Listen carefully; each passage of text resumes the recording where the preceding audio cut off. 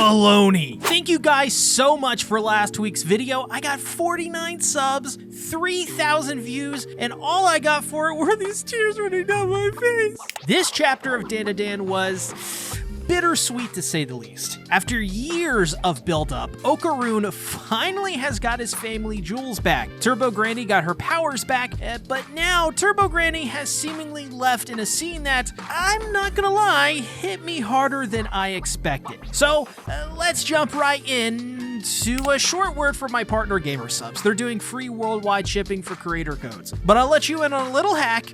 Gamer Supps offers free samples, so if you use my code, you can effectively get free samples without having to pay for anything. Literally $0. No shipping. But don't tell anyone about this, okay? It's just our little secret. Alright, so the chapter begins with one hella intense stare-off. I mean, you know immediately something is about to go down when Seiko, Turbo Granny, and Okaroon are the first things you see. Especially with Turbo Granny, who is playing with Okaroon's family jewel. That's some phrasing. Turns out there is reason to be nervous. And if you're a man reading this chapter, probably there's a reason to be sick, because my god, youch! Turbo Granny and Seiko are going to play a little game of baseball with Okaroon's family jewel, for reasons, because, you know, it's Dandadan. Which, speaking of, I appreciate the correction last week on how to pronounce the name of the manga. Y'all kind of saved me from future embarrassment, so instead of calling it Dandadan, we're now calling it Dandadan. I gotta say, there was a lot to break down in this chapter. For one, Momo is trying to get everyone to focus, but nobody else is having it. Even Vamola seems to be game. I also love Gigi in this entire chapter too, because I think he represents very well the feelings a man feels when you see or anticipate someone getting clocked in the junk. It's just this intuitive feeling that you get. Like, you feel what they feel at a fraction, but still enough to wince. And Gigi totally is channeling that kind of thing. Also, speaking of Gigi, I asked you guys last video to guess the reference, and you guys got it. You guessed the Uzumaki reference on Gigi's shirt. That means you guys are true anime fans, or manga fans. Either or. I also think it's pretty funny how tickled Ira gets when Momo does literally anything. It shows how much she's changed and how much of a goober she is, but I think Momo is saying pitcher shaking in her boots isn't just a reference to like a normal baseball thing that, you know, baseball players say, but could it be a reference to Toradora where a similar scene kind of plays out? I mean, I could be wrong. What do you guys and gals think? I also find it hilarious how Sakata is taking pictures of all of this, but mostly just Fumola. On one hand, I do think the meme hate for Sakata is hilarious, but when he does stuff like this, it strangely makes me kind of more endeared towards him. He's just a weirdo, but like in a, I don't know, in an entertaining way. So they begin the game. Turbo Granny immediately faces off with Seiko and is like, if you think a punk ass like you can hit my big league pitch number 6, well, not gonna happen. This almost reminds me of the Fate Stay Night scene where they go play baseball. This entire concept of playing ball with Okaroon's ball it's all just quite literally insane. But they do, and Turbo Granny serves up one of the most dramatic pitches in all of manga, maybe ever. Seiko as well, she's just so overly dramatic, talking about how she swung her bat tens of thousands of times since back then, all in an effort to counter her big league pitches. And as Okaroon says, very correctly, this is crazy. I'm simultaneously wincing in pain, kind of not wanting to turn the page, and kind of wanting to see what ridiculousness plays out, and boy, is it ridiculous. Turns out, Turbo Granny fooled Seiko, and in reality, this was her Super ET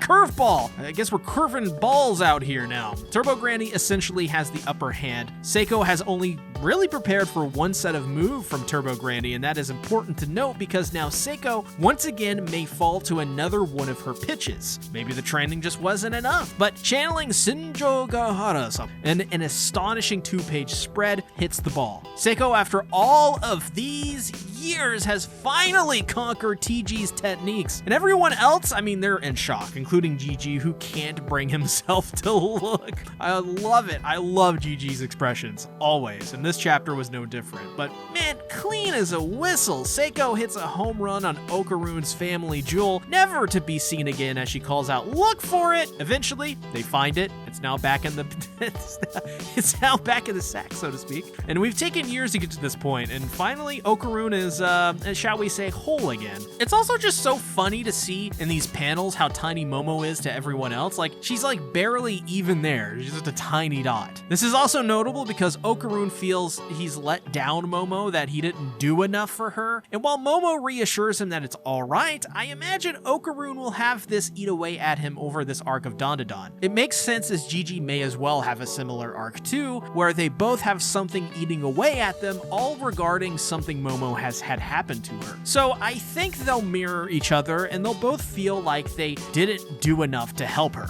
And for Gigi, it's because maybe Momo didn't rely on him to help protect her, and for Okarun, you know, he didn't do enough to protect her. And the reasons are similar, but kind of nuanced. Oddly enough, though, I feel like this may end in Momo having maybe a bigger character arc than Gigi or Okarun, because Momo seems to be just like, oh, it'll be all right to both of them, and I just don't think that's enough. I think it has to be addressed on a deeper level for them both to move past it, and I think it may lead to Momo learning something more important about herself and the others than the other two learning about themselves. But that's just my uneducated hunch. But now that Okarun has his balls back, the deal has been upheld, and now Turbo Granny, as promised, is to get her powers back. And let me just say, this scene was much more sad than I thought it was initially going to be. So let's break it down further. Ira brings up that this could create problems, as without her powers, they could be attacked and left wide open. However, Okarun, being the honorable one to keep to his word, he isn't reluctant at all and just agrees to give back the power. Now, this surprises the others because, I mean, why wouldn't it?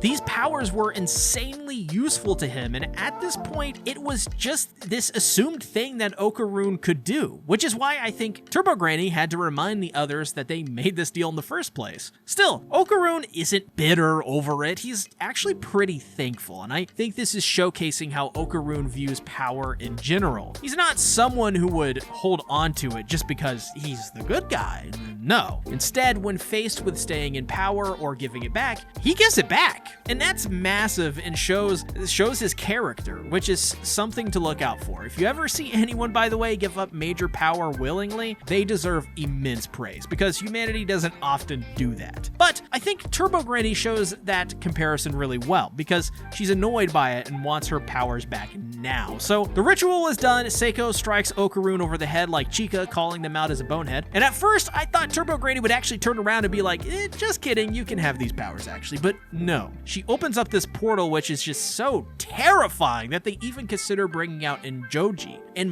my God, dudes and dudettes, this art, oh, it is so good. Dandadan has some of the best weekly art in shonen, hands down. And the fact it's all done traditionally too, that's even more insane to me. So the portal power closes and Turbo Granny is simply like, hey, no reason for me to be around anymore. And so she leaves them with a see ya. And I don't know, guys. This is a pretty sus ending. While when I first read it, it poked and tugged at the cockles of my heart, I feel like the framing is a little too obvious. Like, I don't think for a second she's gone. In fact, I wonder if this is the prime setup for the following arc. I mean, obviously it is, but you know, just put that out there. Okarun, who is now powerless, has to deal with Gigi now being Momo's protector. So this is the first domino to fall in what I think may be the start of a love triangle of sorts between Momo, Okarun, and Gigi. I think there is also going to be a lot of deep introspection for these characters, plus Turbo Granny. I think by the end of this arc, we'll even see Turbo Granny give in and become a good guy after all the horrible things she's done. It's just too much of a good setup, in my opinion. Also, Dandadan is like a feel-good series. I feel like this just makes a lot of sense. I also think Turbo Granny feels as if she's growing to be attached to the kids